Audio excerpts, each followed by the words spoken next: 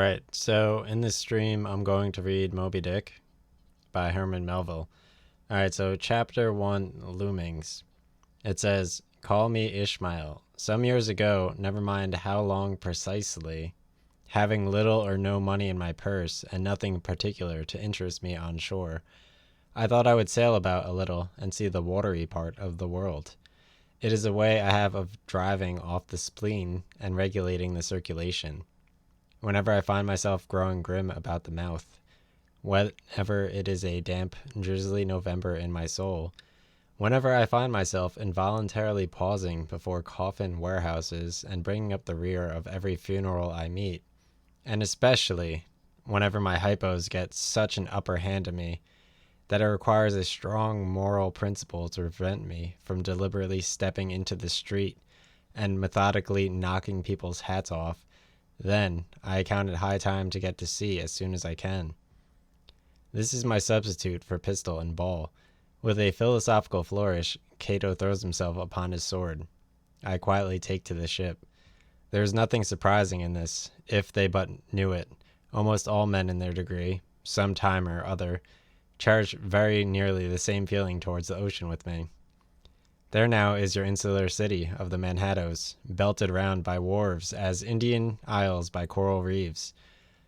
Commerce surrounds it with her surf. Right and left, the streets take you waterward. Its extreme downtown is the Battery. Whether that noble mole is washed by waves and cooled by breezes, which a few hours previously were out of sight of land, look at the crowds of water gazers there. Circumambulate the city of a dreamy Sabbath afternoon. Go from Corlier's Hook to Coentia's Slip, and from thence by Whitehall northward. What do you see? Posted like silent sentinels all around the town stand thousands upon thousands of mortal men fixed in ocean reveries. Some leaning against the spiles, some seated upon their pierheads, some looking over the bulwarks of ships from China, some high aloft in the rigging, as if striving to get a still better seaward peep. But these are all landmen, of weekdays spent pent up in a lath and plaster, tied to counters, nailed to benches, clinched to desks. How then is this? Are the green fields gone? What do they do here? But look, here come more crowds, pacing straight for the water, and seemingly bound for a dive. Strange, nothing will content them but the extremest limit of the land. Loitering around the shady lee of yonder warehouses will not suffice. No, they must get just as high the water as they could possibly can without falling. And there they stand, miles of them, leagues. Inlanders all. They come from lanes and alleys, street avenues north, east, south, and west. Yet here they all unite. Tell me, does the magnetic virtue of the needles of the compass of all those ships attract them thither? Once more, say you are in the country, in some high land of lakes. Take almost any path you please, and 10 to 1 it carries you down in a dale, and leaves you there by the pool in the stream. There is magic in it. Let the most absent-minded of men be plunged in his deepest reveries. Stand that man on his legs, set his feet a-going, and he will infallibly lead you to water, if water there be in all that region. Should you ever be athirst in the great American desert, try this experiment, like McTeague. If your caravan happened to be supplied with a metaphysical professor, yes, as everyone knows, meditation and water are wedded forever. But here is an artist. He desires to paint you the dreamiest, shadiest, quietest, most enchanting bit of romantic landscape. I have to recharge my headphones.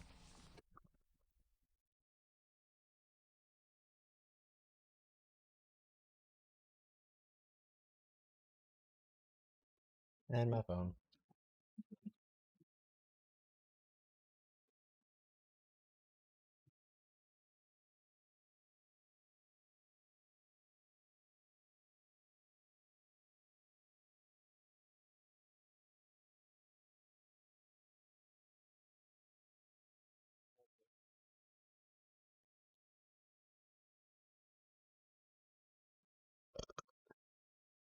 Let's see.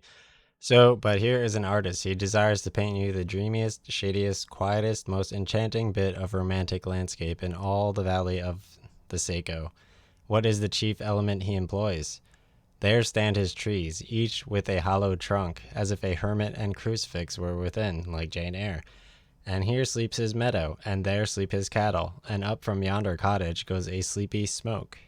Deep into distant woodlands winds a mazy way, reaching to overlapping spurs of mountains bathed in their hillside blue. But though the pitcher lies thus tranced, and through this pine tree shakes down its sighs like leaves upon this shepherd's head, yet all were vain, unless the shepherd's eye were fixed upon the magic stream before him. So what is he saying? If you're not looking at it, then it's not real. Okay, so go visit the prairies in June, when fourscores on scores of miles you wade knee-deep among tiger lilies. What is the one charm wanting? Water. There is not a drop of water there.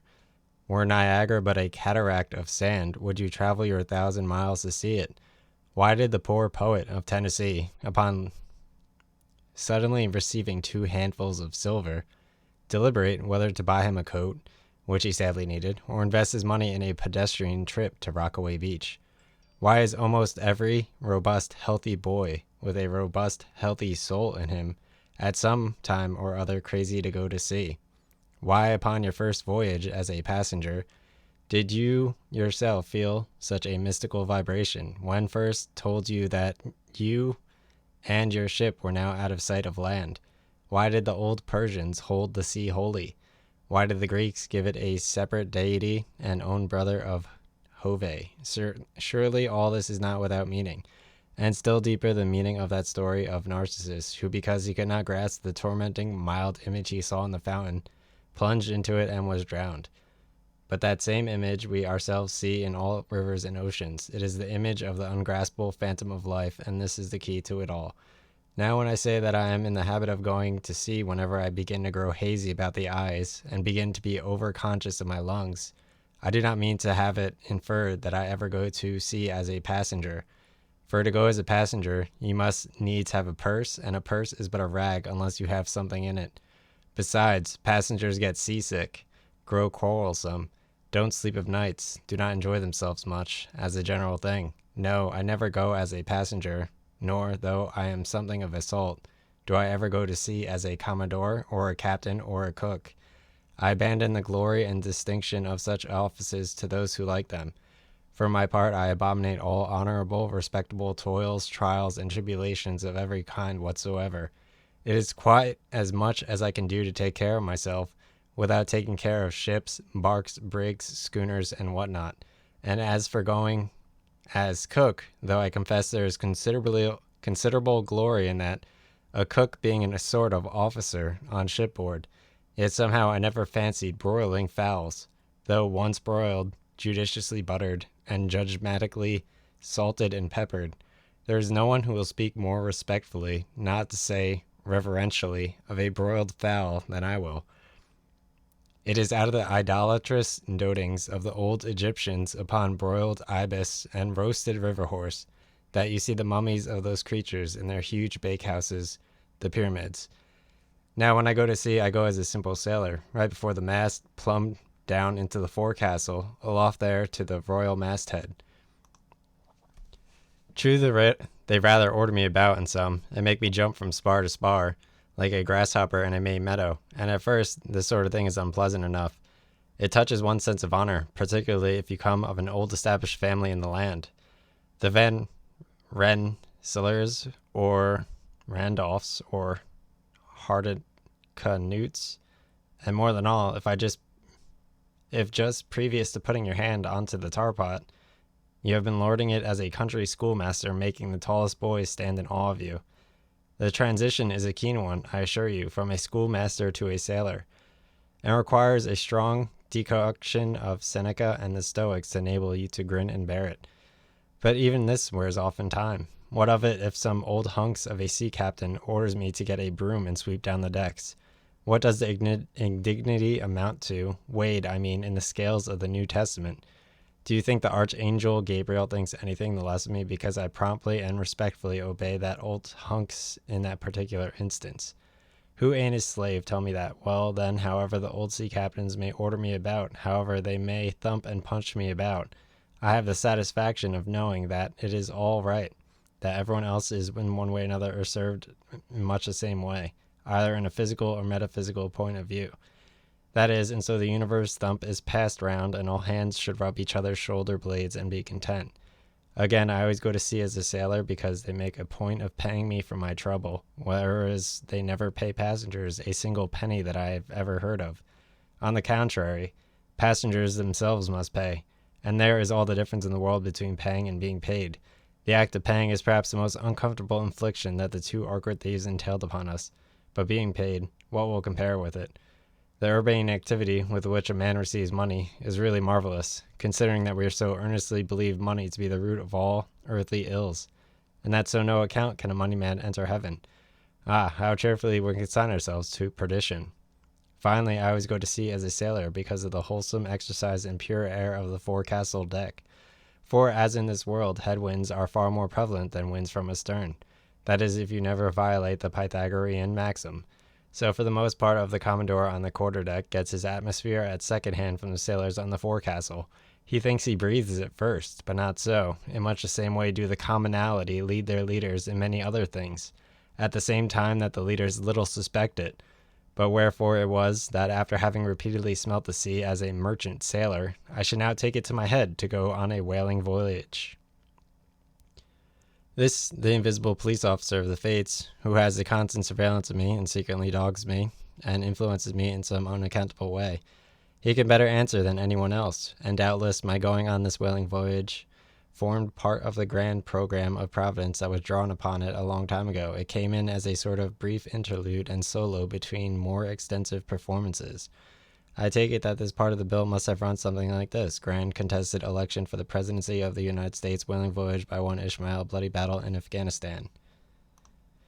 Though I cannot tell you why it is exactly that those stage managers, the fates, put me down for the shabby part of a whaling voyage when others were set down for magnificent parts in high tragedies and short and easy parts in genteel comedies and holy parts in farces, though I cannot tell you why this was exactly now, yet now that I recall all the circumstances, I think I can see a little into the springs and motives which, being cunningly presented to me under various disguises, induced me to set about performing the part I did, besides coaling me into the delusion that it was just a choice resulting from my own unbiased free will and discriminating judgment.